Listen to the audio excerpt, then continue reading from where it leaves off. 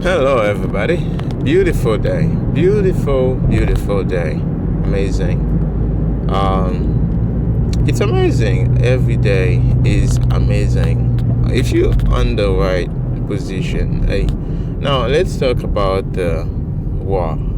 I know there's many places in the world that, unfortunately, there's war and there's catastrophe and all those things. But before we start to be sentimental and emotional about what's going on, people dying, yes, and all those things, but I try to be objective and start thinking about, okay, what if money couldn't be created, couldn't be printed to fund those wars, right? Would they happen, right? Would they be if the government, right? I don't care, whatever the government, right? Each side, whatever the side of it, I don't care. But what if none of them had the power to print money? I ask myself, like, would they still be war? Right? Would they still be war? How they would be able to buy those guns, those bullets, and those missiles? Would they still be able to fund those tanks? Again, it doesn't matter which side of the aisle you're in. I don't care. But would that be able to be funded? Where would they find the money to pay for those, right? And the answer is they wouldn't. Right? They wouldn't get the money. There's no question. It's like they wouldn't be able to find the money to fund it, right? So you would be unfundable. Okay, so the second question is, okay, if they wouldn't be able to find the money, if they didn't have access to the money, one thing they could do, they could just, say, hey, okay, everybody, let's come together and we will pay for the war, okay? It's one thing they could do, right? And if the people want it, they would be, okay, yes, we will put the money together and pay for the war, right? People will say, okay, we pay for the war, right? And this is also tricky because, okay, now they come together and they find the money to pay for the war.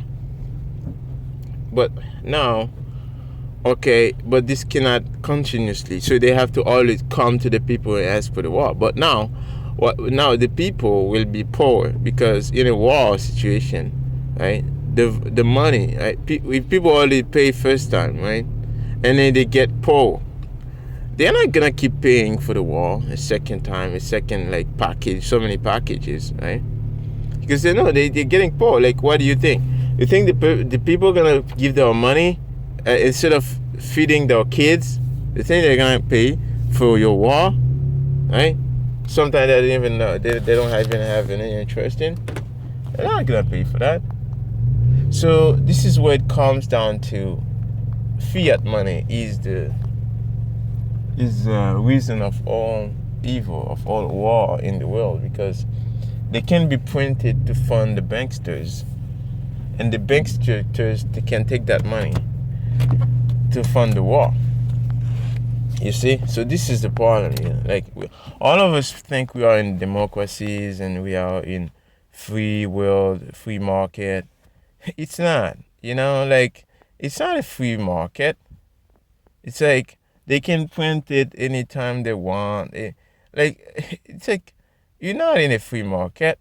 US is not a free market. The West is not a free market. Europe is not a free market, right? It's all dictatorship, right? So we have a feeling that we are in a free market, but it's not, right? They can screw the stock market. If the government want, they can take money of everybody in the bank and fund the war they want. They don't care because there's counterparty risk, right? They confiscated the gold, right? Even it was back then. So what make you think they can't go to everybody's bank account and steal all our money and fund the war? But right now, they are doing it because now you don't feel it because you don't see the digit disappear in your account. They're doing it in a backdoor way, in a way so that you don't feel it. You feel it slowly disappearing. And this is called inflation. This is called high prices. Not necessarily prices going, like up because of the prices.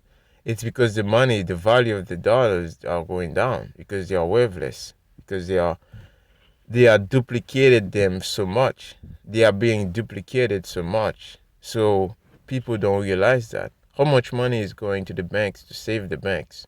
Right? Chancellor on the brink of second bailout for banks. It's happening.